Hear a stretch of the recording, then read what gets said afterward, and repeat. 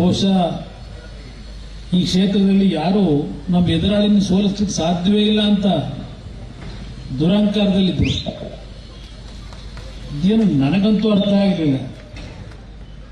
ನಾವು ಬಹಳ ದುಡಿಮೆ ಮಾಡಿದ್ದೇವೆ, ದುಡಿದಿರತಕ್ಕಂಥದಕ್ಕೆ ಕೂಲಿ ಕೇಳಕ್ ಬರ್ತಾ ಇದ್ದೇವೆ ಅಂತಕ್ಕಂಥ ಮಾತುಗಳನ್ನು ಹೇಳ್ತಾ ಇದ್ರು.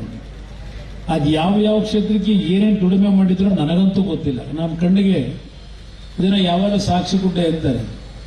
ಸಾಕ್ಷಿ ಗುಡ್ಡೆ ನೀವು ನೋಡ್ಲಿಕ್ಕೆ ಸಾಧ್ಯ ಇರೋದು ಕನಕಪುರಕ್ಕೆ ಹೋದ್ರೆ ಮಾತ್ರ ನೀವು ಸಾಕ್ಷಿ ಗುಡ್ಡೆ ನೋಡ್ಬೋದು. ಇಲ್ಲಿ ಚನ್ನಪಟ್ಟಣದಲ್ಲೋ ರಾಮನಗರದಲ್ಲೋ ಮಾಗಡಿಯಲ್ಲೋ ನಾವು ಸಾಕ್ಷಿ ಗುಡ್ಡೆ ನೋಡಕ್ಕಾಗಲ್ಲ. ಈಗ ಚನ್ನಪಟ್ಟಣದಲ್ಲಿ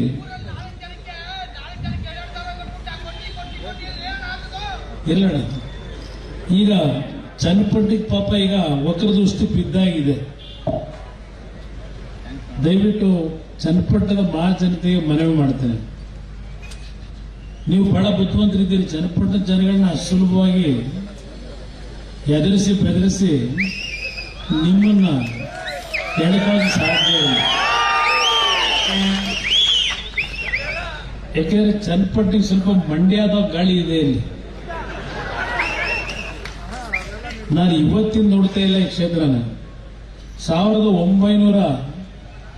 1983-84ರಿಂದ ದೇವೇಗೌಡರು ವಿರೋಧ ಪಕ್ಷದ ನಾಯಕರಿದ್ದಾಗ ಬೀಜಲಿಂಗೇಗೌಡರು ಏನಿದ್ರು ಶಾಸಕರು, ಆಗಿನ ಕಾಲದಿಂದ ಚಿಕ್ಕ ಹುಡುಗರುಗಳು ನಾವು ಈ ಕ್ಷೇತ್ರದ ಬಗ್ಗೆ ಅಲ್ಪ ಸ್ವಲ್ಪ ತಿಳುವಳಿಕೆ ಇಟ್ಕೊಂಡಿದ್ದೇವೆ. ಏನಾದರೂ ಒಂದು ರೈತ ಪರವಾದ ಹೋರಾಟ ಅಂದ್ರೆ ವೆಹಿಕಲ್ ನಂಬರ್ಗಳು ಹಾಕೊಂಡು 100-110 ವೆಹಿಕಲ್ಗಳನ್ನ ಇಲ್ಲಿಂದ ಮೆರವಣಿಗೆಯಲ್ಲಿ ಬರುವರಿ ಒಟ್ಟಿಗೆ. ಅಂತ ದಿನಗಳು ಚನ್ನಪಟ್ಟಣದಲ್ಲಿ ನಾವು ಸಣ್ಣ ಮಕ್ಕಳಿದ್ದಾಗ ಕಂಡಿದ್ದೇವೆ. ನಾವು ಹೊಡೆದೇಗೌಡರು ಇದ್ರು, ಅವ್ರ ಕಾಲದಲ್ಲೂ ಯಾವ ರೀತಿ ಒಂದು ನಡಿ ಈಗ ಶುರು ಮಾಡೋಣ. ಕೇಸರಿಯಿಂದ ಮನೋಲ್ಲಾಸ ಮನಸ್ಸು ಮತ್ತೇರಿ ಕುಣಿದಾಡಿದೆ ನೋಡು, ಮನಸ್ಸು ಮತ್ತೇರಿ ಕುಣಿದಾಡಿದೆ ನೋಡು. ಕ್ಷಣ ಕ್ಷಣವೂ ಆಚರಿಸಿ ಕೇಸರಿ ಹಬ್ಬ. ವಿಮಲ್ ಬಾಯಲ್ಲಿ ಹೇಳಿ ಕೇಸರಿ. ನಿಮ್ಮೆಲ್ಲರ ಪ್ರೀತಿ ವಿಶ್ವಾಸ ಇತ್ತು, ಅದೆಲ್ಲವನ್ನ ನಾನು ಹತ್ತಿರದಿಂದ ಗಮನಿಸಿದ್ದೇನೆ.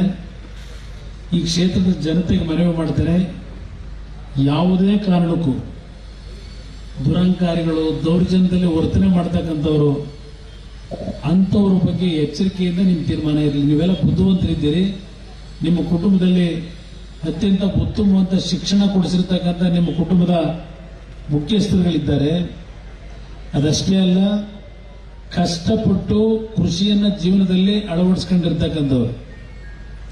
ಇಲ್ಲಿ ಯೋಗೇಶ್ವರ್ ಕೂತಿದ್ದಾರೆ. ಪ್ರಾಥಮಿಕ ಹಂತದಲ್ಲಿ ಅವರು ಜಿಲ್ಲಾ ಉಸ್ತುವಾರಿ ಮಂತ್ರಿಗಳಾಗಿ ಯಾವೊಂದು ಇಗ್ಲೂರು ದೇವೇಗೌಡರು ಕಟ್ಟಿದಂತ ಒಂದು ಜಲಾಶಯ, ಆ ಜಲಾಶಯದಿಂದ ಚನ್ನಪಟ್ಟಣದ ನೀರಿನ ಒಂದು ಕೆರೆಗಳನ್ನು ತುಂಬಿಸ್ತಕ್ಕಂಥದಕ್ಕೆ ಚಾಲನೆ ಕೊಟ್ಟರು. ಅದನ್ನ ಮುಂದುವರಿಸಿ ನಾನು ಮುಖ್ಯಮಂತ್ರಿ ಇದ್ದಾಗ ಸುಮಾರು 126 ಕೆರೆಗಳಿಗೆ ನೀರನ್ನು ತುಂಬಿಸ್ತಕ್ಕಂಥ ಕೆಲಸವನ್ನು ಮುಂದುವರಿಸಿದೆ ಹೆಚ್ಚುವರಿಯಾಗಿ. ಈಗಾಗಲೇ ಸತ್ಯಗಾಲದ ಕಾರ್ಯಕ್ರಮವು ಮುಗಿದಿದೆ, ಹೆಚ್ಚು ಕಡೆ ಮುಗಿತಾ ಬಂದಿದೆ. ಕಣುವಾಗೆ ಇಗ್ಲೂರಿನಿಂದ ನೀರನ್ನು ತಂದು ಅಲ್ಲಿಂದ ಮಂಚಿನ ಬೆಲೆ ವೈಜಿಗುಡ್ಡಾಗೆ ನೀರನ್ನು ತೆಗೆದುಕೊಂಡು ಹೋಗ್ತಕ್ಕಂಥ ಕಾಮಗಾರಿಗಳನ್ನು ಮಾಡಿದೆ. ನಾವು ಜಾಹೀರಾತುಗಳ ಮುಖಾಂತರ ಪಬ್ಲಿಸಿಟಿ ತಗೊಂಡಿಲ್ಲ ಅಷ್ಟೇ, ನಾವೇನು ಕೆಲಸ ಮಾಡಬೇಕು ಮಾಡಿದ್ದೇವೆ. ಅದರಿಂದ ನನ್ನ ಜನತೆಗೆ ನಾನು ಮನವಿ ಮಾಡ್ತೇನೆ, ನಾನು ಎಲ್ಲ ಕೆಲಸ ಮಾಡಿದ್ದೇವೆ ಅಂತ ಹೇಳಲ್ಲ, ನನ್ನ ಜನರ ಕಷ್ಟ ಗೊತ್ತಿದೆ. ಇವತ್ತು ಬೆಳಗ್ಗೆ ಪತ್ರಿಕೆ ಒಂದು ತೆಗೆದ್ರೆ ಯಾವುದೋ ಒಂದು ಭಾಗದಲ್ಲಿ ನಮ್ಮ ರೈತರ ಆತ್ಮಹತ್ಯೆಯ ಒಂದು ವಿಷಯ ನೋಡಿದೆ ಬೆಳಗ್ಗೆನೂ ಸಹ. ಈಗಾಗಲೇ ಮತ್ತೆ ನಮ್ಮ ರಾಜ್ಯದಲ್ಲಿ ರೈತರ ಆತ್ಮಹತ್ಯೆಗಳು ಪ್ರಾರಂಭ ಆಗ್ತಾ ಇದೆ. ಇದೆಲ್ಲವನ್ನು ನಾನು ಸೂಕ್ಷ್ಮವಾಗಿ ಗಮನಿಸ್ತಾ ಇದ್ದೇನೆ. ನಾನಿವತ್ತು ಕೃಷಿ ಸಚಿವನಾಗದೇ ಇರಬಹುದು, ಆದರೂ ಒಂದು ಮಾತನ್ನು ಹೇಳ್ತೇನೆ, ದೇವೇಗೌಡರ ಬಗ್ಗೆ ಸನ್ಮಾನ್ಯ ಪ್ರಧಾನಮಂತ್ರಿಗಳು ನರೇಂದ್ರ ಮೋದಿ ಅವರಿಗೆ ವಿಶೇಷವಾದಂಥ ಗೌರವವನ್ನು ಇಟ್ಕೊಂಡಿದ್ದಾರೆ. ಆ ಒಂದು ಹಿನ್ನೆಲೆಯಲ್ಲಿ ನನಗೂ ಸ್ವಲ್ಪ ಮಟ್ಟಿನ ಗೌರವವನ್ನು ಇವತ್ತು ದೆಹಲಿಯಲ್ಲಿ ಕೊಡ್ತಾರೆ. ಈ ರಾಜ್ಯದ ಹಲವಾರು ಸಮಸ್ಯೆಗಳಿಗೆ ಪರಿಹಾರ ತರಲಿಕ್ಕೆ ಪ್ರಾಮಾಣಿಕವಾದಂಥ ಪ್ರಯತ್ನ ಪಡುತ್ತೇನೆ. ನಾನು ಇವತ್ತು ಕೇಂದ್ರದ ಮಂತ್ರಿ ನನ್ನ ವೈಯಕ್ತಿಕವಂತ ಆಸೆಗಳಿಗೆ ಮಂತ್ರಿ ಆಗಿರೋದಲ್ಲ. ಇದು 2 ಇಲಾಖೆಯನ್ನು ನನಗೇನು ಕೊಟ್ಟಿದ್ದಾರೆ ಇವತ್ತು, ಬೃಹತ್ ಕೈಗಾರಿಕಾ ಸಚಿವನಾಗಿ ಮತ್ತು ಉಕ್ಕು ಇಲಾಖೆಯನ್ನು ನಿರ್ವಹಣೆ ಮಾಡತಕ್ಕಂಥ ಸಚಿವನಾಗಿ, ಅದರಲ್ಲೂ ಸಹ ಹಲವಾರು ರೀತಿಯ ಜನಪರವಾದಂಥ ಕಾರ್ಯಕ್ರಮ ಕೇವಲ ಕರ್ನಾಟಕ ರಾಜ್ಯಕ್ಕಷ್ಟೇ ಅಲ್ಲ, ದೇಶಕ್ಕೆ ಮಾಡತಕ್ಕಂಥ ಒಂದು ದೊಡ್ಡ ಮಟ್ಟದ ಇಲಾಖೆಗಳು. ದೇಶದ ಅಭಿವೃದ್ಧಿ, ಒಂದು ಮಟ್ಟಿಗೆ ನಿರುದ್ಯೋಗದ ಸಮಸ್ಯೆಯನ್ನು ಬಗೆಹರಿಸ್ತಕ್ಕಂಥದ್ದಕ್ಕೆ ಒಂದು ಅವಕಾಶಗಳಿದ್ದಾವೆ. ನಮ್ಮ ITI ಮಾಡಿರ್ತಕ್ಕಂಥ ಯುವಕರು ಹಲವಾರು ಜನ ಅರ್ಜಿಗಳು ಕೊಡೋದನ್ನ ಪ್ರತಿನಿತ್ಯ ನಾನೇನು ಕಾಣ್ತೇನೆ. ಮತ್ತು ಮೆಕ್ಯಾನಿಕಲ್ ಇಂಜಿನಿಯರ್ಗಳೇನಿದ್ದಾರೆ, ಎಲೆಕ್ಟ್ರಾನಿಕ್ ಇಂಜಿನಿಯರ್ಗಳೇನಿದ್ದಾರೆ, ಕಂಪ್ಯೂಟರ್ ಇಂಜಿನಿಯರ್ಗಳೇನಿದ್ದಾರೆ, ಆದರೂ ಒಂದು ನಾನು ಅವರೆಲ್ಲರಿಗೂ ಹೇಳೋದು, ಮನೆ ಮುಂದೆನೇ ಕೆಲಸ ಕೊಡಿ ಅಂದ್ರೆ ಸ್ವಲ್ಪ ಕಷ್ಟ. ಹಲವಾರು ಕಡೆ ನೀವು ಹೊರ ರಾಜ್ಯಕ್ಕೆ ಹೋಗ್ತಕ್ಕಂಥ ನಿರ್ಧಾರ ನೀವು ಮಾಡಿದ್ರೆ ನಿಮಗೆ ಉತ್ತಮವಾದ ರೀತಿಯಲ್ಲಿ ಸಂಬಳ ದೊರಕತಕ್ಕಂಥದ್ದಕ್ಕೆ ಅವಕಾಶಗಳಿದೆ. ಅದಕ್ಕೆ ನೀವು ಮಾನಸಿಕವಾಗಿ ಸಿದ್ಧವಾಗಬೇಕು. ನೀವು ಅದ್ರ ಜೊತೆಗೆ ಇವತ್ತು ನರೇಂದ್ರ ಮೋದಿ ಅವರ ನೇತೃತ್ವದಲ್ಲಿ ಸ್ಮಾರ್ಟ್ ಸಿಟಿ ಅಂತಕ್ಕಂಥದ್ದು ಒಂದು ಯೋಜನೆ ಏನಿದೆ, ಇವತ್ತು ರಾಮನಗರ ಜಿಲ್ಲೆ ಅಂತ ಒಂದು ಭಾಗ, ನಮ್ಮ ಬೆಂಗಳೂರು ಗ್ರಾಮಾಂತರ, ಮಂಡ್ಯ, ನಮ್ಮ ತುಮಕೂರು ಇರ್ಬೋದು, ಕೋಲಾರ ಇರ್ಬೋದು, ಈ ಭಾಗದಲ್ಲಿ ನಗರ ಪ್ರದೇಶಗಳನ್ನ ಸ್ಮಾರ್ಟ್ ಸಿಟಿಯ ಒಂದು ಕಾರ್ಯಕ್ರಮ ಅಡಿಯಲ್ಲಿ ಆ ಇಲಾಖಾ ಮಂತ್ರಿಗಳನ್ನ ಮನವೊಲಿಸಿ ಡಾಕ್ಟರ್ ಮಂಜುನಾಥ್ ಅವರು ನಾವು ಜೊತೆಗೂಡಿ ಈ ಭಾಗದ ನಗರ ಪ್ರದೇಶಗಳ ಅಭಿವೃದ್ಧಿ ಒಂದು ಕಡೆ, ಮತ್ತು ಪ್ರಧಾನಮಂತ್ರಿಗಳು ಈ ವರ್ಷ ಸುಮಾರು 3 ಕೋಟಿ ಮನೆಗಳನ್ನು ಕಟ್ಟಬೇಕು ಅಂತಕ್ಕಂಥ ಒಂದು ನಿರ್ಧಾರ ಮಾಡಿ ಮೊನ್ನೆ ಮೊದಲನೇ ಸಚಿವ ಸಂಪುಟದಲ್ಲಿ ತೀರ್ಮಾನ ತೆಗೆದುಕೊಂಡಿದ್ದಾರೆ. ಕಳೆದ ವಾರ 2 ಕೋಟಿ ಮನೆ ಹಳ್ಳಿಗಳಿಗೆ, 1 ಕೋಟಿ ಮನೆ ನಗರ ಪ್ರದೇಶಕ್ಕೆ ಕಟ್ಟಬೇಕು ಅಂತಕ್ಕಂಥ ನಿರ್ಧಾರ ಮಾಡಿದ್ದಾರೆ. ಆ ಒಂದು ಹಿನ್ನೆಲೆಯಲ್ಲಿ ಹೆಚ್ಚಿನ ರೀತಿಯಲ್ಲಿ ನಮ್ಮ ಭಾಗದ, ನಮ್ಮ ರಾಜ್ಯದ ಅಭಿವೃದ್ಧಿ ಏನಾಗಬೇಕಾಗಿದೆ ಅದರ ಬಗ್ಗೆನೂ ಗಮನ ಹರಿಸ್ತೀವಿ.